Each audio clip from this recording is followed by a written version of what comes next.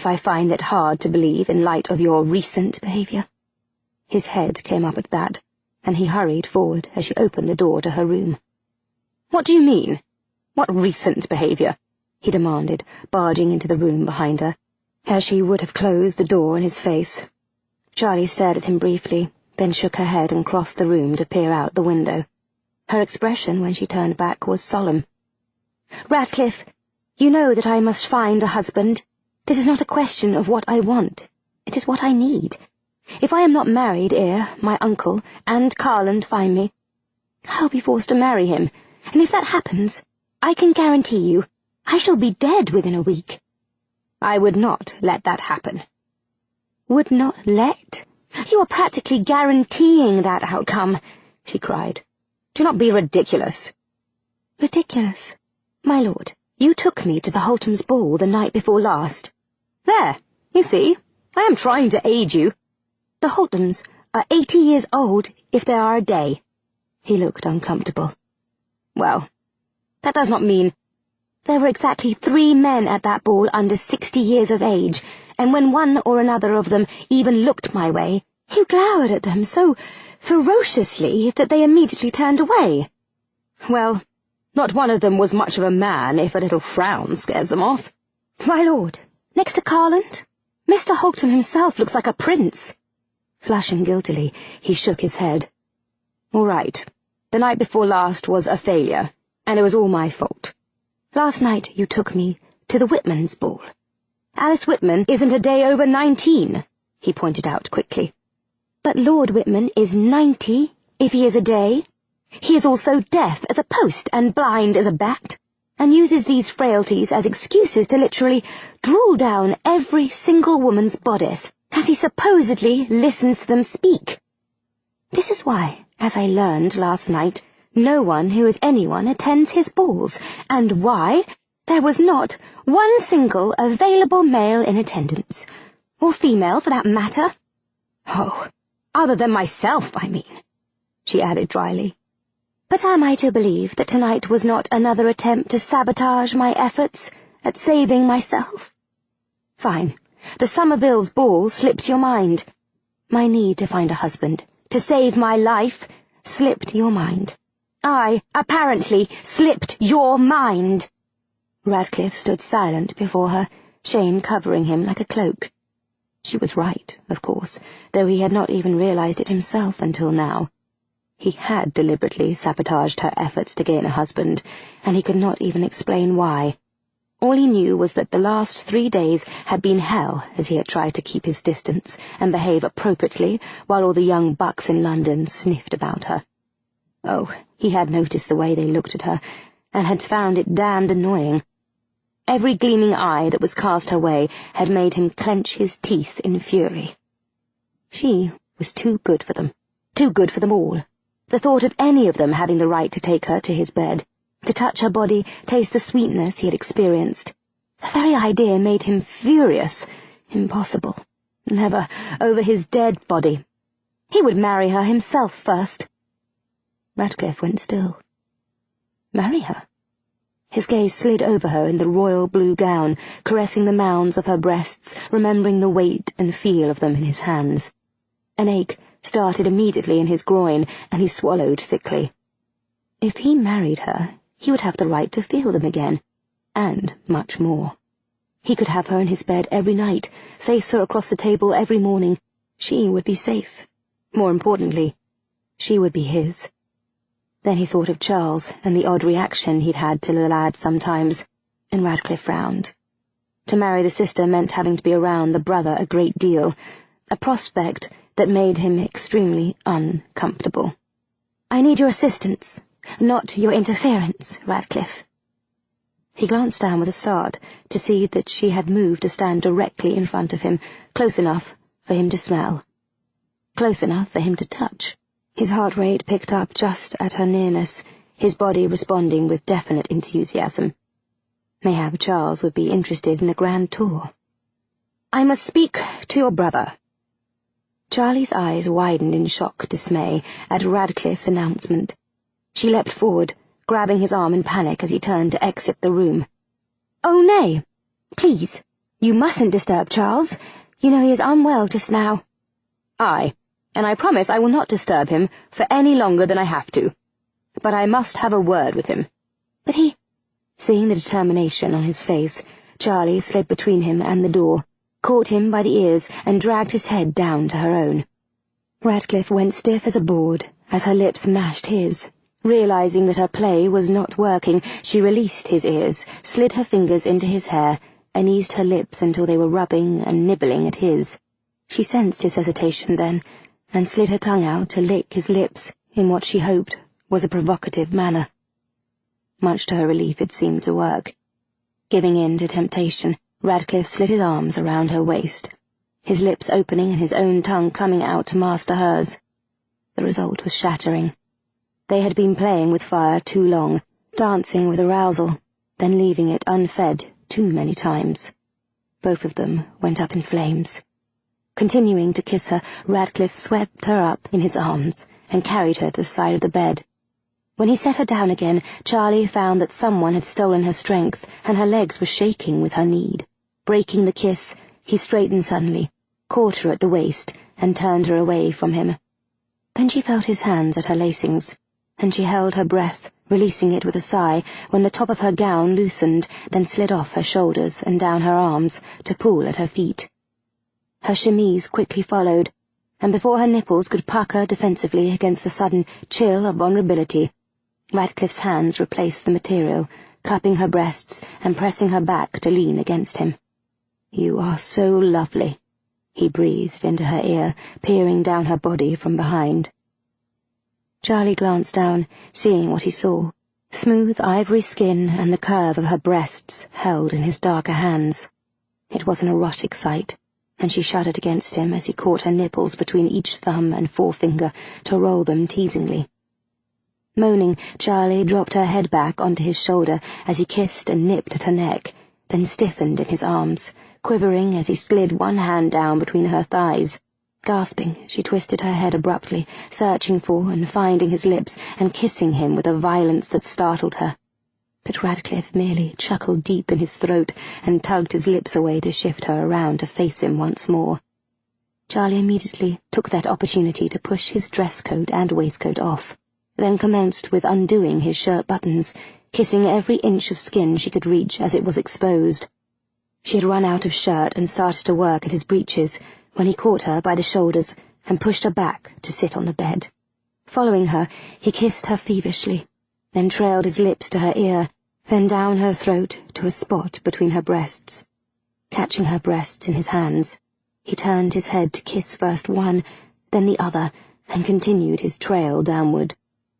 Swallowing, Charlie knotted her hands in his hair and clenched her stomach against the quivers that shot through her as he licked a path along it. Then she stilled, even her breathing seeming to halt as she felt his hands clasp her ankles and draw her legs farther apart, then slide slowly, deliciously upward, over her calves, her knees, her thighs. Lifting his head, he caught her lips in another passionate kiss, then pulled away and kissed the inside of first one knee, then the other. A gasp tore from her throat, and she nearly leapt off the bed when he then pressed a kiss to the very core of her, his tongue whipping out to tease the center of all her sensation, his teeth grazing her tender flesh. Throwing her head back, Charlie released a high, piercing cry of need that died on a whimper as he gently inserted one finger inside, slowly stretching her. Oh God, please," she sobbed breathlessly, not even sure what she was begging for. Radcliffe knew, however, and he continued his tender ministrations until she found it, the release she needed. It came with a thundering of blood in her ears, a rush of sensation. Then Radcliffe was straightening before her, catching her beneath the knees to pull her to the edge of the bed. Clasping her buttocks in hand, he lifted her slightly and eased into her still shuddering body, groaning as she closed around his engorged flesh. Plunging forward, he took her innocence swiftly and painlessly as she pulled his head down and kissed him demandingly.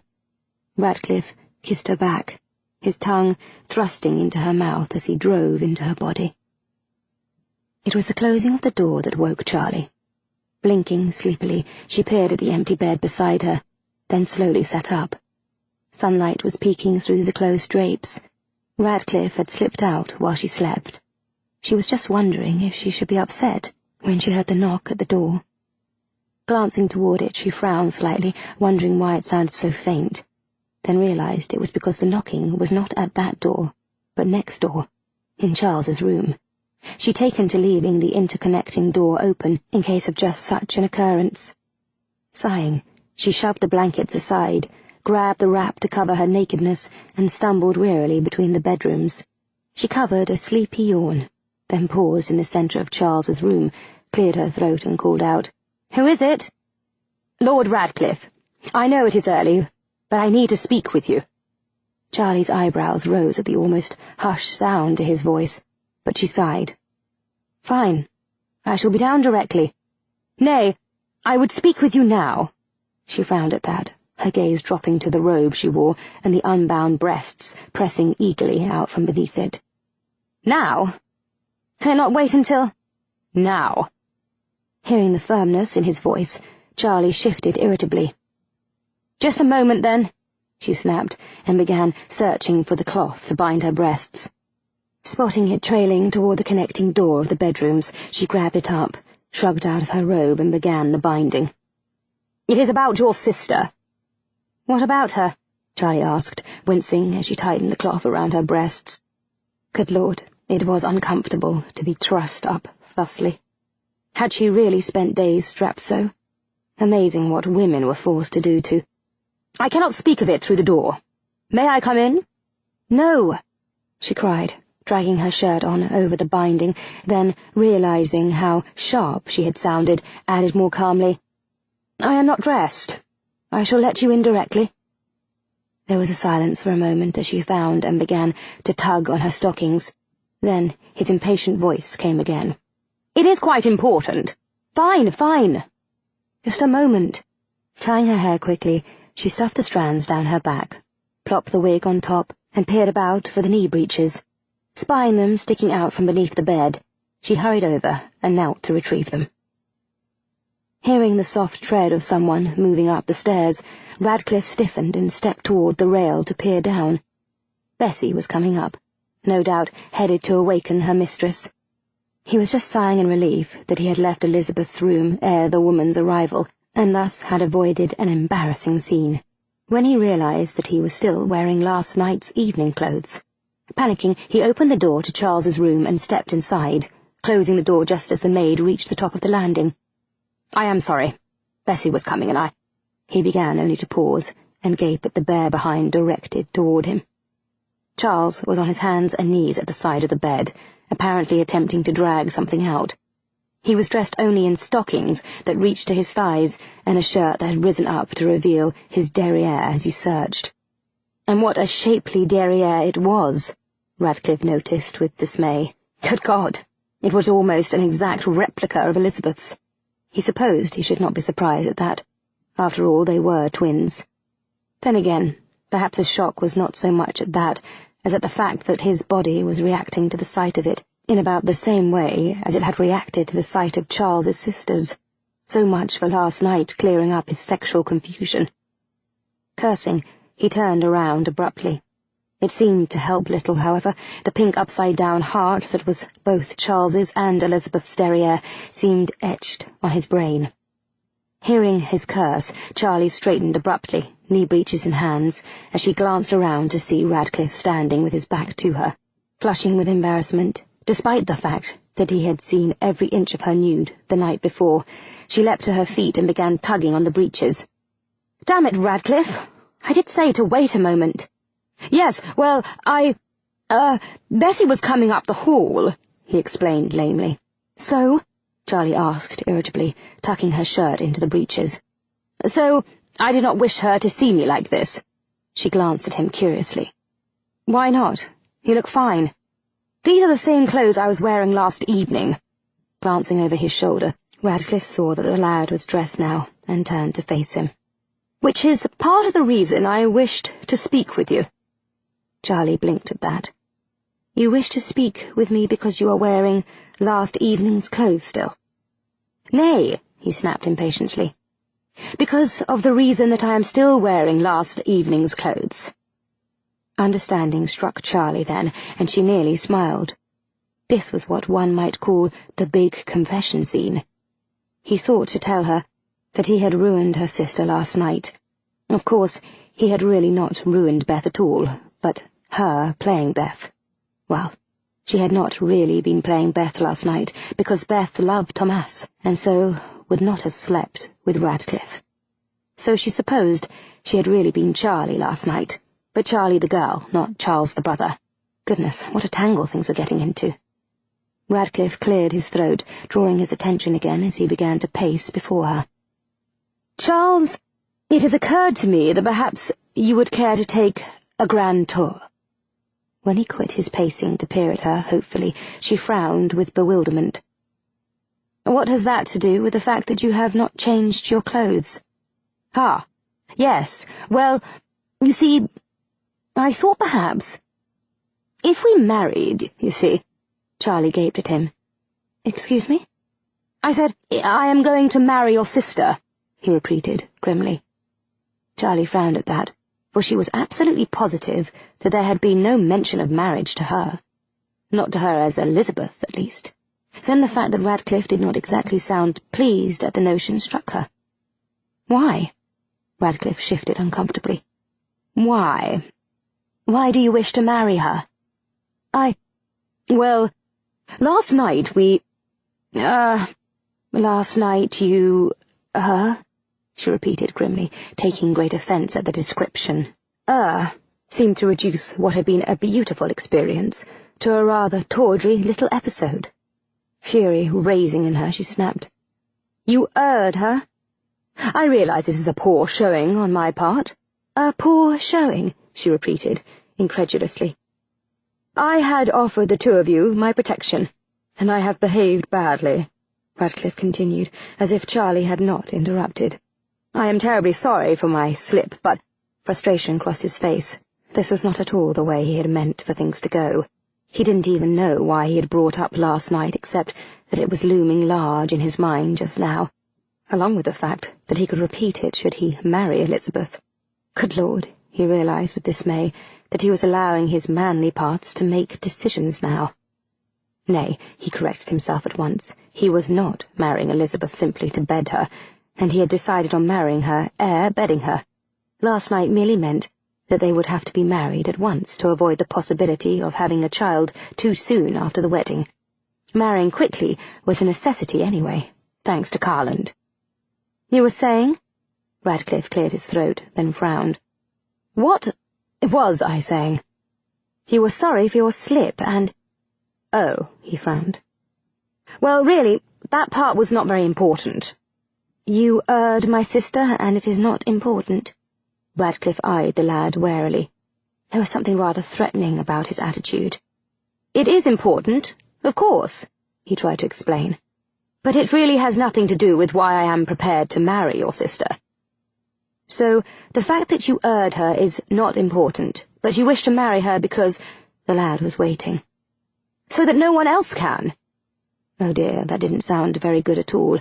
"I mean, I am willing to suffer the consequences of my actions and marry her at the first opportunity." "Suffer the consequences?" The boy was nearly foaming at the mouth, but visibly forced himself to calm down. "What of love?" "Love?" Radcliffe was nonplussed by the question. "Well, I do not—" He paused there, frowning slightly, for he had been about to say that he did not think it an issue at the moment. Besides, his feelings were most confused on the subject. One moment he would look at Elizabeth and feel heat and desire as she seemed the most exciting creature he had ever met. Then the next time he saw her she would seem quiet and reticent, and he would feel nothing but a slight avuncular affection. His reactions to the boy before him were just as confusing.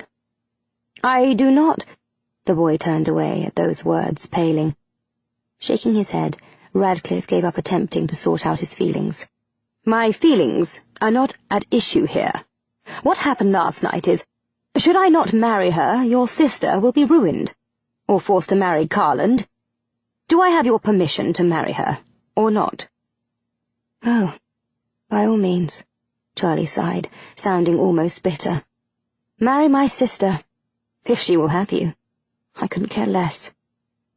Frowning at his tone of voice, Radcliffe hesitated, then turned toward the door. Now he would have to talk to Elizabeth. Mayhap he should go collect the engagement ring first. Aye, a capital idea. This had to be done properly. He would collect the ring, have Mrs. Hartshare make a special dinner. "I have something I must do. Do not tell your sister. I wish to tell her myself." "As you wish," Charlie murmured as the door closed behind Radcliffe, then whipped off the wig furiously with one hand, using the other to half shrug, half tug off her shirt as she turned away from the door. Radcliffe had not left a moment too soon, she saw. Her bindings, as sloppily as she had donned them in her haste, were half undone and quickly unravelling. Grimacing, she tugged the last of the bindings away and tossed them after the robe, only to stiffen as a gasp sounded.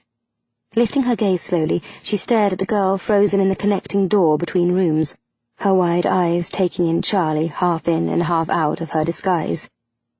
"Bessie!" Charlie took a step toward her, and the girl turned and fled.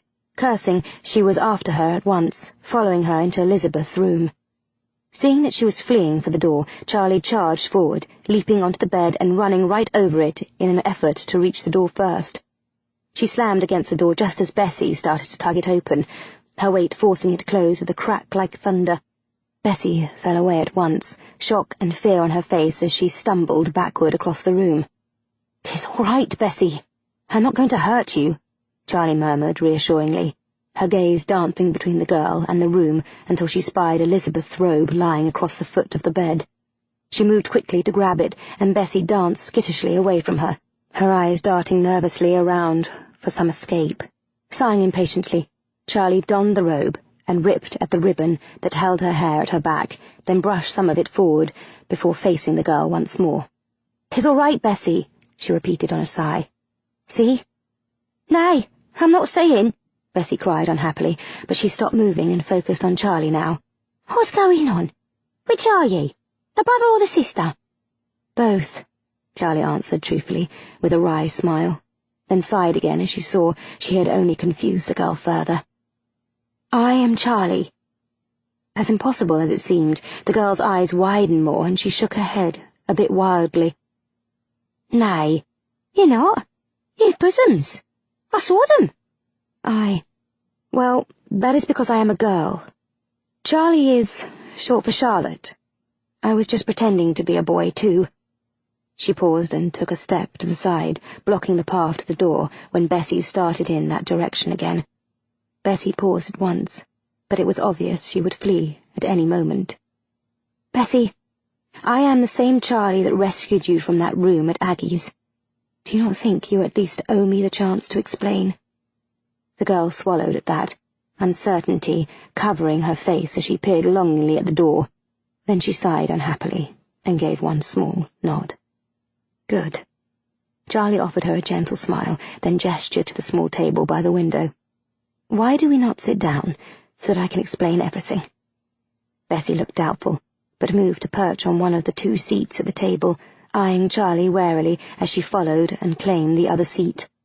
"You see," Charlie began promptly, not surprised when, as her story progressed, Bessie's suspicious expression was replaced by surprise, concern, then sympathetic murmurs. She told the servant everything. Well, almost everything. She kept back any mention of the blackmailer and her less respectable moments with Radcliffe. By the time she was finished, the girl was eyeing her with admiration. "You're so brave. To have dressed up as a lad and fled your uncle." She shook her head in wonder, but Charlie smiled wryly and reached out to pat her hand. "No more brave than you, Bessie. You may not have dressed up as a lad, but you did travel all the way to the city alone to seek employment."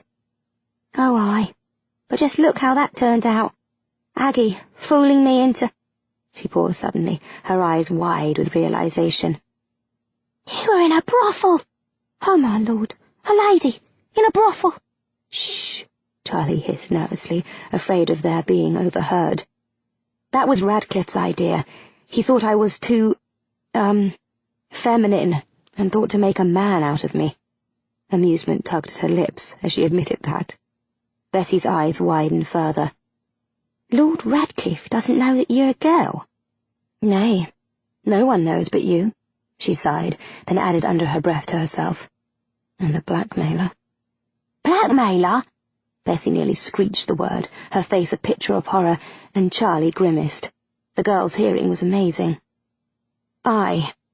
Well, she murmured, then quickly explained about the letters they had received, the botched payoff attempt, and the last letter that had warned them to get the money together and be prepared. That they would hear from the blackmailer again today. I did not tell Beth before she left. She would just worry. Aye. She would have, Bessie agreed, then glanced nervously toward a tray on the table, murmuring, Today, you say? Aye. Charlie followed her gaze, eyebrows rising at the rolled-up scroll that lay on the tray. It was secured with a blood-red ribbon. What is that? She asked, warily. Where did it come from?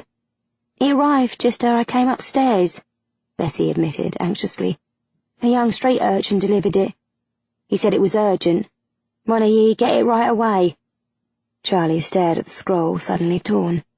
Part of her wanted to snatch up the scroll, read the instructions, and follow them to get the whole thing finally over with. Another part was suddenly flooded with foreboding. Shrugging the dark feeling away, she reached for the scroll and silently undid the ribbon, very aware of Bessie's worried gaze as she read it.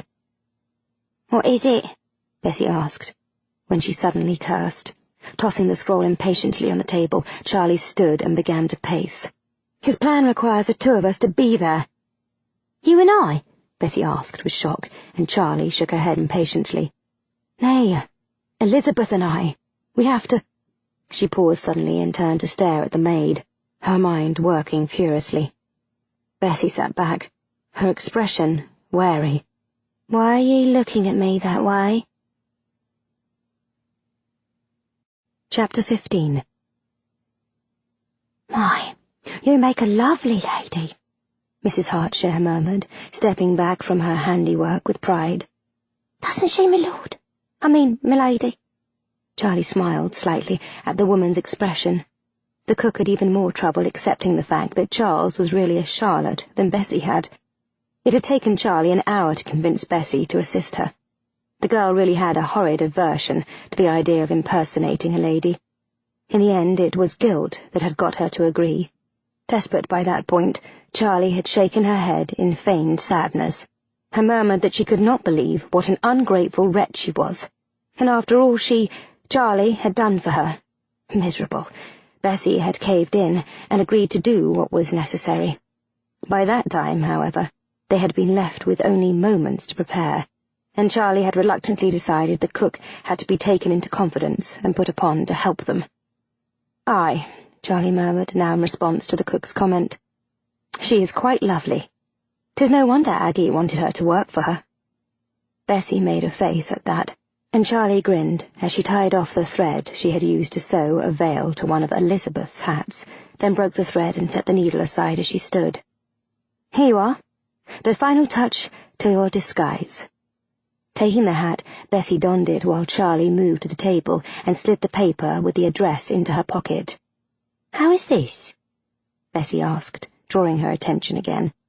Perfect, Charlie grinned with relief at the way the hat and veil completely disguised Bessie's hair, colour, and facial features.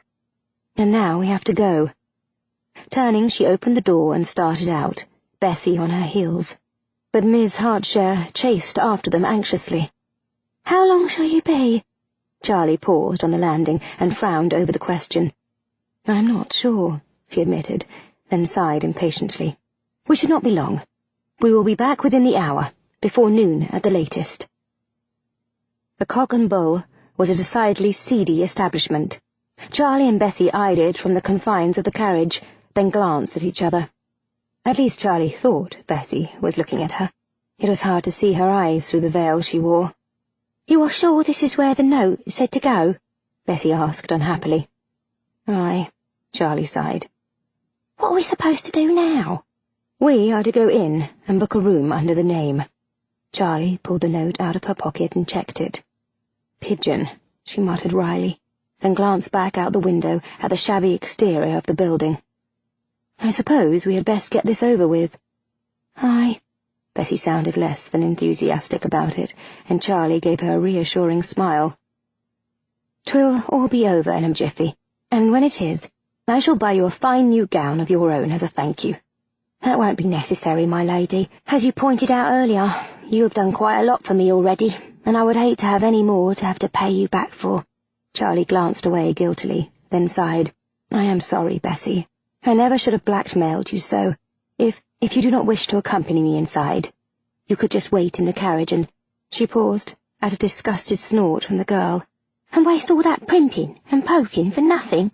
Nay, someone shall see me dressed up, so ere I remove all this fancy finery, thank you.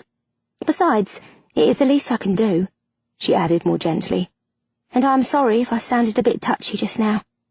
Charlie hesitated another moment, nodded with relief, pushed the carriage door open, then stepped out and turned to help Bessie down.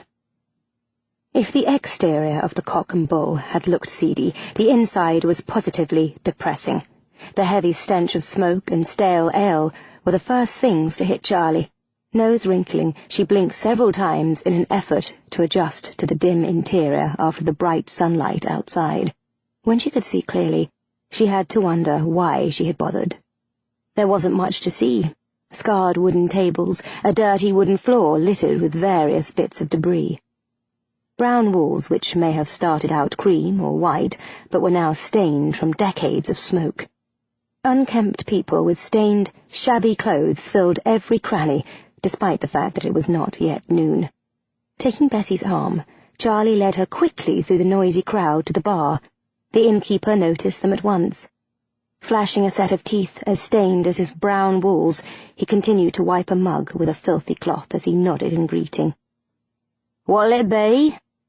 "A room, please, for Lord and Lady— Pigeon." His hands slowed in their wiping as he glanced over them curiously. Then he nodded slowly. "That'll just take a minute. One of the girls'll prepare the room.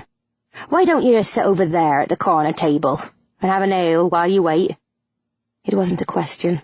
Charlie followed the man's gaze toward the table indicated, noting that there was a lone man seated at it.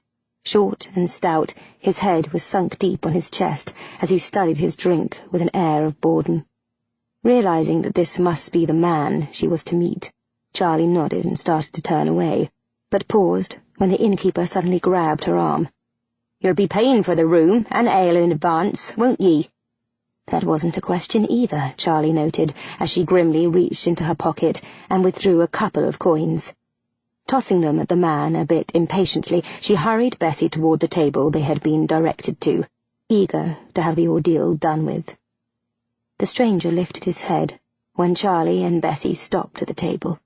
His eyes skimmed them both, noting their matching height and slender frames. "You're late." Charlie stiffened at the belligerent tone, her eyes scanning his face. She frowned over his bulbous nose, thick lips, and pock-marked face. He was not someone one was likely to forget meeting, and she was positive she had never met him before, which meant he probably wasn't the actual blackmailer, but an agent for him. She had been rather hoping to have a discussion with the blackmailer himself, to discern whether he intended to try to extort more money later. It seemed she wasn't going to get the chance, which meant they would be left to wonder and worry for a while longer. "A couple more minutes, and I would have left," the man added, obviously displeased with her silence in response to his complaint. Shrugging impatiently, Charlie reached into her pocket to retrieve the sack of coins that was the payoff, eager to get this meeting over with.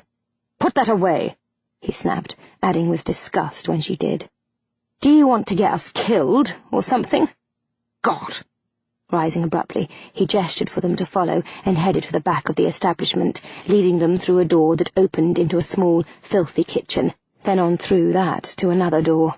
This one led into an alley behind the inn. An alley that positively reeked of rotting meat and human excrement.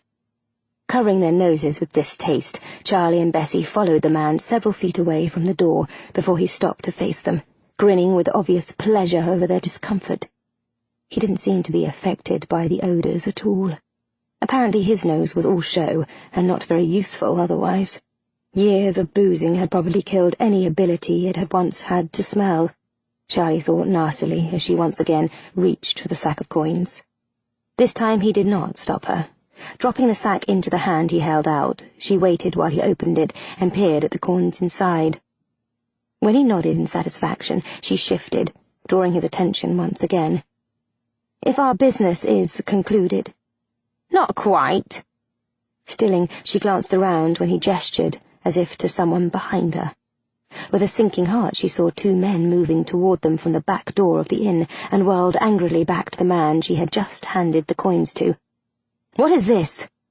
"Well now, it seems that my boss thinks that if you will pay this well to keep your whereabouts a secret, your uncle will pay even more to have you back." Before Charlie could do or say anything in response to that, a cry from Bessie brought her around to see that the men had reached them. One had grabbed her upper arms from behind and was attempting to subdue her as she began struggling and kicking. Charlie moved at once to try to help, but had barely taken a step when she found herself facing the second man. He was a behemoth, as tall as a tree and as broad as a barn. His presence before her blocked out the sun and cast her in shadow. Charlie swallowed grimly, fear leaving her frozen until another cry from Bessie made her move, stomping on the man's foot. She ran around him and launched herself at the back of the other man as he forced Bessie up the alley toward a carriage that suddenly appeared there. This man wasn't quite as tall as the other, but he was as brawny. He gave a grunt when she attached herself to his back, one arm around his neck, the other hand caught in his hair and pulling furiously. Her feet and knees dug into the flesh of his hips as she scrambled for purchase. Then she was grasped about the waist, and her upper body was pulled away from the man. "Here now, don't hurt her," the man with the nose muttered. It was the last thing Charlie heard. The fellow who had grabbed her released her at once, and Charlie, whose legs were still wrapped around the other man's hips, had no time to grab at anything to stop her fall, as her upper body suddenly plummeted downward, her head crashing onto the cobbled street. "Good day, my lord. I trust your expedition was successful?" "Most successful, Stokes," Radcliffe murmured, handing over his frock-coat, hat and gloves before reaching down instinctively to pat his pocket, feeling for the jeweller's package there. "Is Lady Elizabeth in the salon?" "Nay, my lord. She is still out." "Out?" He stilled at that. "Out where?" "With her brother, my lord. Lord Charles asked me to procure them a carriage shortly after you left this morning." "And they have not returned yet? Where did they go?" Before Stokes could answer either question, a tap at the front door drew him forward to answer it. "Elizabeth!" Radcliffe hurried forward as he spied the woman on the doorstep, his smile turning to a scowl when he noticed Thomas a step behind her. Taking her arm, he drew her into the house and away from the other man. "Stokes said you left with Charles this morning. Where did you go? And where is Charles?" "Charlie is not here?" Worry pulled at her brow as she asked Stokes that. "Nay, my lady. He has not returned since the two of you departed this morning." "The two of us?" "Aye, my lady." His confusion was obvious. Elizabeth frowned at his words, then seemed to come to a conclusion that soothed her. "But not at the same time. First one left, then the other. Is that not right?" she guessed. Stokes blinked. "Nay, my lady, you both walked out together. You were wearing a different gown, though." This news seemed to simply confuse the woman. Radcliffe saw with irritation as Elizabeth turned worriedly to Thomas Mulberry, whispering his name in confusion. "And a veiled hat," Stokes added suddenly, which brought a spark of what seemed to be understanding to Mowbray's eye. "You are saying Charlie and a woman in a veiled hat left the house this morning? But they have not returned yet?" Stokes nodded slowly, his expression becoming thoughtful as he recognized the distinction being made. "Aye, my lord." Beth's frown deepened. Who could the woman have been? Radcliffe was frowning now, too. "Are you saying it was not you?" "It was not me," Beth confirmed. Radcliffe glanced at Stokes' confused face, then asked, "Then when and how did you leave the house today?" "I did not leave the house today." He shifted impatiently. "Do not be ridiculous. You must have left. You have just returned with Mowbray in tow." Beth shook her head. "Nay, my lord. I never left the house today. I have not been here for the past 3 days. I left the night of the Fetterleys' ball. Charlie pretended to be me to hide the fact that I was gone." "That is rot, madame, and you know I know it is." Grabbing her wrist, Radcliffe turned toward the library. "I do not know what game you are playing, madame," he snapped as he moved, "but you shall explain yourself." "Hang on there," Mowbray said as he hurried after them and caught Beth's free hand, tugging her away from Radcliffe. "Let go of her, Mowbray. This is none of your concern." Radcliffe dragged her back a step so that Beth stood between the two men, caught in the middle of a tug-of-war. "It certainly is my concern, man. She is my wife." "What?" Radcliffe blanched. Thomas nodded with satisfaction. "'Tis where we have been for the last few days. Gretna Green. We rode there by carriage. Married, and I brought her directly back." Radcliffe laughed his relief at that. "Do you take me for a fool? You could not have possibly taken her there. She was here." "Nay, my lord. That was Charlie," Elizabeth said. "Charlie has been covering for my absence," she repeated gently. Rather than being soothed by her gentle words, Radcliffe grew more angry, his mouth tightening grimly. "You know you cannot fool me with that nonsense, Elizabeth. Why would you even try?" "But 'tis true, my lord," she insisted, merely managing to annoy him further. "Charles, in a dress, and with long dark tresses?" he queried sarcastically. "Aye." Radcliffe shook his head. "Even if it were true that Charles could pass himself off as a woman in a dress, you and I both know that it was not him. Do I really have to state how I know it was not Charles in front of this young buck? Or will you confess this a poor joke and give it up?" "But Charlie did pretend to be me while I was gone," she insisted once more. "Madame, the body I held in my arms and made love to last night was a woman's. It definitely was not your brother Charles." "You made love to Charlie?" the girl asked with some shock. "I made love to you," Radcliffe snapped back. "The devil you did," Tom muttered. "Even I have not had that honour yet. There was no opportunity, what with having to rush back here to save Charlotte." "Charlotte? Who the deuce is Charlotte?" "Charlie," Beth and Thomas answered as one. When Radcliffe merely stared at them blankly, Thomas explained, "Beth and Charlotte are twin sisters." "Charlie only pretended to be a boy so that we might travel safely," Beth added quickly. "Are you all right, my lord?" "You have gone quite pale." Radcliffe shook his head. "I think you had best explain this to me.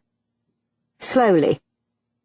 Beth bit her lip and glanced at her husband, then back to Radcliffe. "Well, it is really very simple. You see, Uncle Henry had arranged our marriages to Carland and Seguin, and Charlie and I— well, really, my lord, you yourself said Carland has seen 3 wives to the grave. As for Seguin, I fear he has some peculiar predilections, though I must confess I did not know that until you took Charlie to the brothel." Radcliffe gave a start at that, horror passing across his face, even as Thomas turned on him accusingly. "You took her to a brothel?" Grimacing now, Radcliffe shook his head. "I took Charles. The boy was missish. I thought to make a man of him." "I fear that would be quite impossible," Beth murmured with amusement, then hurried on with her explanation when he glared at her. "At any rate, we decided Carland and Seguin were unsuitable, and that we would flee to our cousin Ralphie's." Radcliffe gave another start. "Ralphie? I thought you were headed to London." She smiled apologetically. "Well, no, not really. Charlie simply told you that, in case you should run into Uncle Henry and give us away. We were really headed to Ralph. He is our cousin on our mother's side, and Uncle Henry did not know about him, as far as we knew. It seemed the best place to go, but it is not safe for a woman to travel alone, nor even for 2 women. So Charlie decided to dress as a man. She thought it would keep us safe from ne'er-do-wells, as well as make it harder for Uncle Henry to track us. He would have been looking for 2 women, you see." "I see," he said dryly, recalling the slim youth facing him in the stables. His fear had been obvious, but equally obvious had been the boy's determination to protect her sister. "Why did the two of you not tell me the truth?" "Well, we did not know you then, my lord." "Nay, at first you did not," he conceded. "But after, when I offered my aid—" "We never really meant to accept your assistance. In fact, we did try to refuse it, if you will recall, but you seemed unwilling to leave us to our own devices. So we were forced to start out for London with you, but planned to sneak off in the middle of the night and head back for Ralphie's alone." His eyebrows rose at that. "And why did you not do so?" "You did not stop," she pointed out dryly. "We expected you simply to lead us to the next inn to rest for the night ere continuing on the next day. But you rode us through the night, stopping only at dawn. We were too exhausted to be able to leave then." Radcliffe smiled wryly, recalling Charles's stumbling wearily about their room that first morning as dawn had crept into the sky. She had taken a grave risk in sharing that room. She could have been ruined had she been discovered. He suddenly recalled waking up with her wrapped around his body, and his own shock and horror at his physical response to the boy's proximity, and grimaced. If he had known then what he knew now— Pushing such thoughts aside, he asked, "Why did you not leave the next night, then?" She shrugged. "You had pointed out the necessity of having a firing arm, and we did not have one. Then, too, as time passed and we got to know you, my lord, we came to quite like you. It did not seem right to run off in the middle of the night, when you had been so kind. So we decided mayhap London would be the better destination for us. You had offered to help change our jewels for us, and—" Flushing guiltily, she glanced at Tomas. "Well, we did rather hope that we might find alternative husbands, saving us from having to hide at our cousin's country estate and spend our lives as spinsters," she admitted self-consciously. Smiling, Tomas placed his arm around her comfortingly. "And so you did, my dear, and I am grateful for it." "As am I.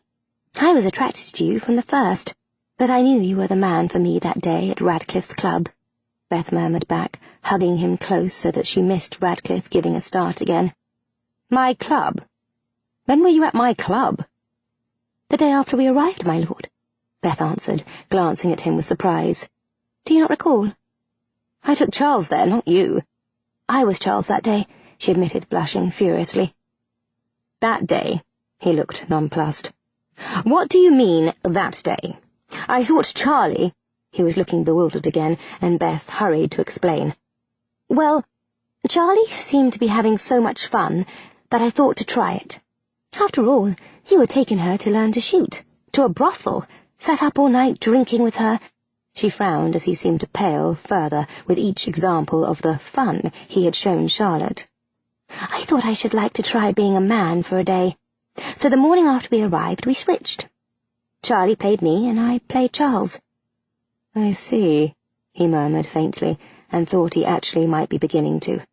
He vividly recalled the trip to his club that she spoke of. How could he not?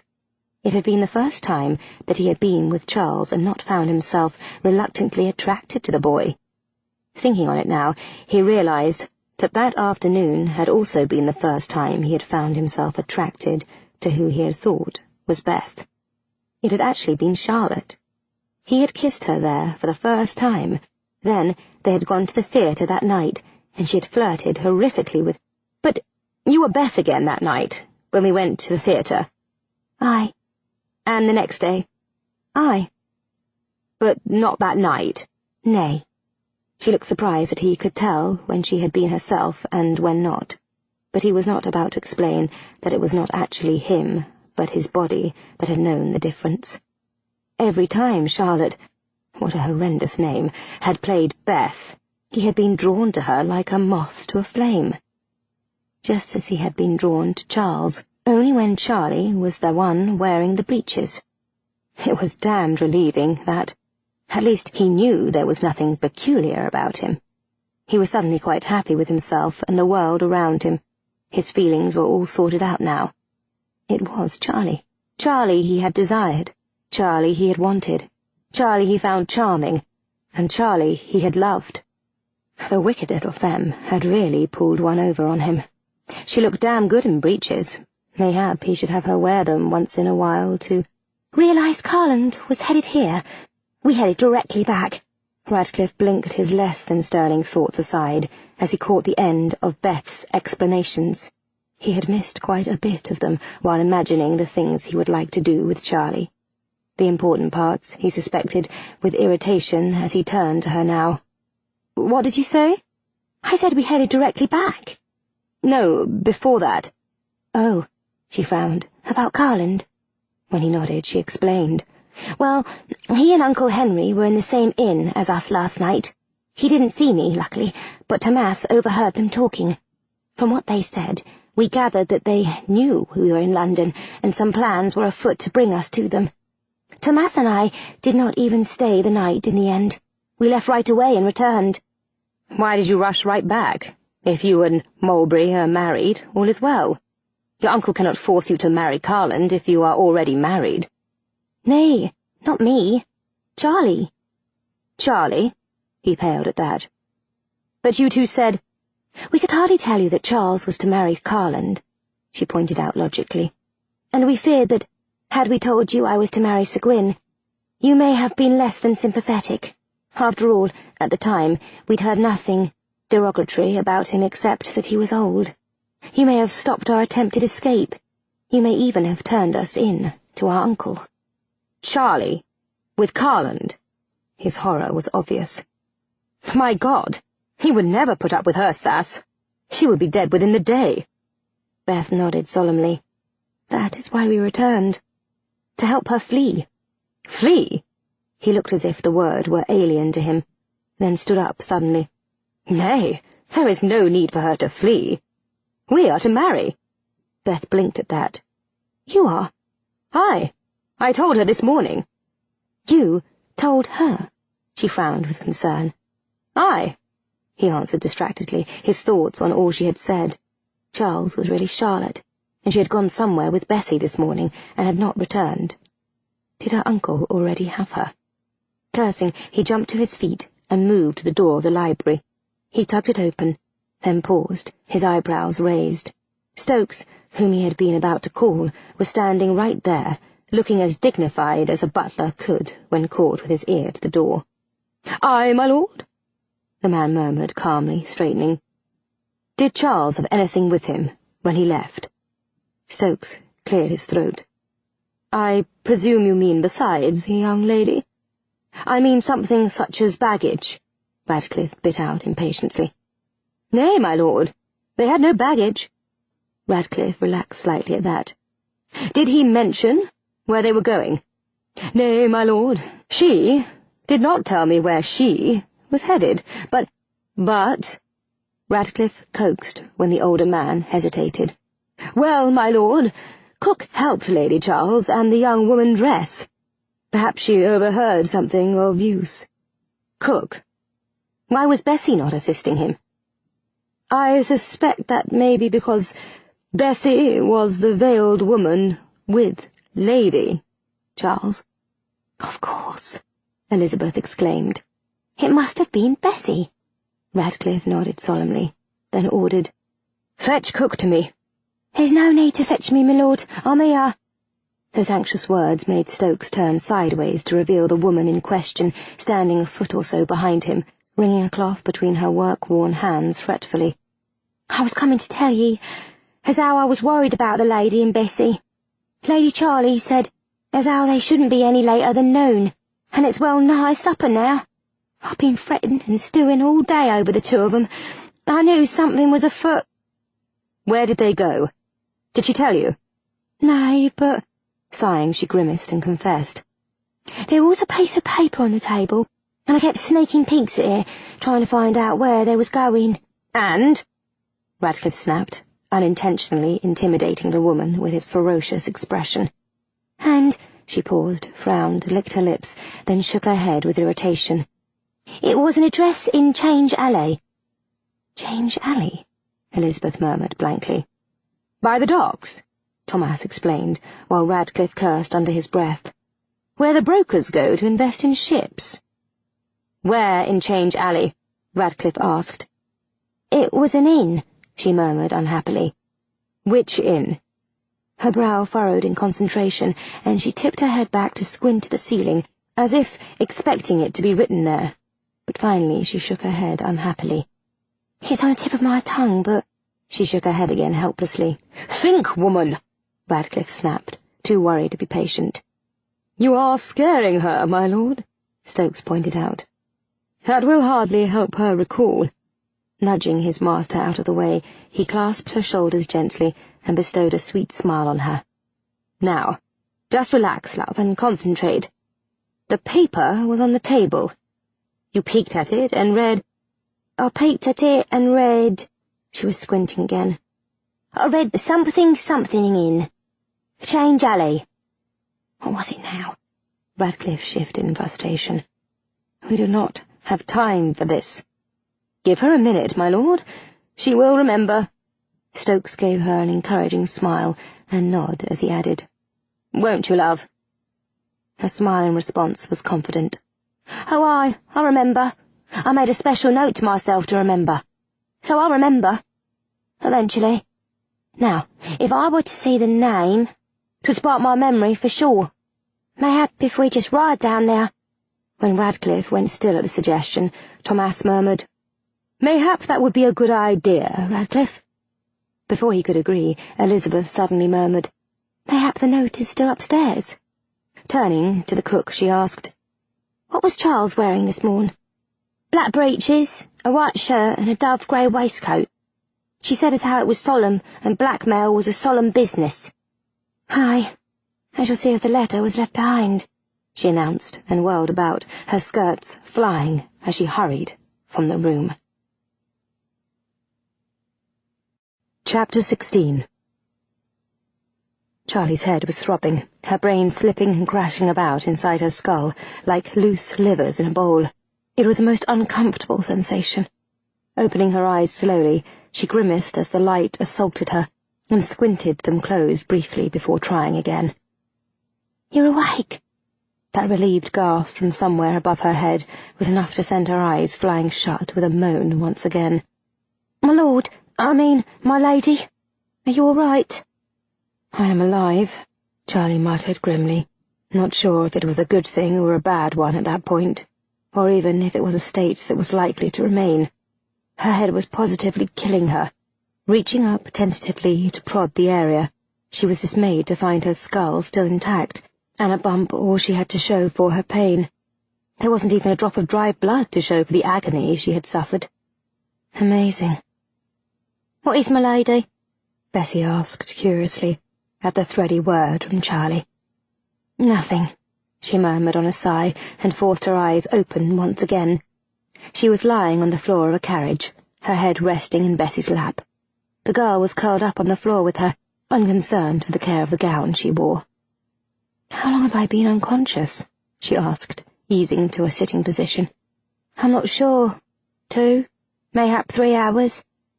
2 or 3 hours? Charlie gasped in dismay, then dragged herself up to sit on the bench seat and peer out of the window. Bucolic scenes of country life were passing by the window, trees, cows, and sheep, along with the occasional hut, all whizzed by under a bright blue sky, clear of all but the fluffiest of pure white clouds. They were definitely far and away from the smog and stench of the city. Cursing under her breath, she glanced at the worried girl beside her. Bessie had discarded her hat. Her long red hair had given up its tight bun, and now hung down her back in a tumble. "Did you overhear anything about where we are headed?" "No. They merely picked you up and bundled us both into the carriage. I was so worried about you, I did not pay much attention to them once the door closed. I am sorry." Charlie waved her apology away. How could she be upset that the girl was more concerned about her health than about their destination? "Are we locked in?" Biting her lip, Bessie glanced toward the door, then back helplessly. "I'm not sure, but I do not think so." Charlie started to nod at that, then caught herself before committing the undoubtedly painful movement and sighed. "You do not know if all of them came with us then either, I suppose?" "Nay," the girl admitted with a disheartened sigh. "'Tis all right." Charlie assured her quickly. "'Tis easy enough to find out." Bessie raised an eyebrow at that, then bit her lip anxiously when Charlie shifted closer to the window and stuck her head out. The breeze that hit her face was soothing. Charlie inhaled deeply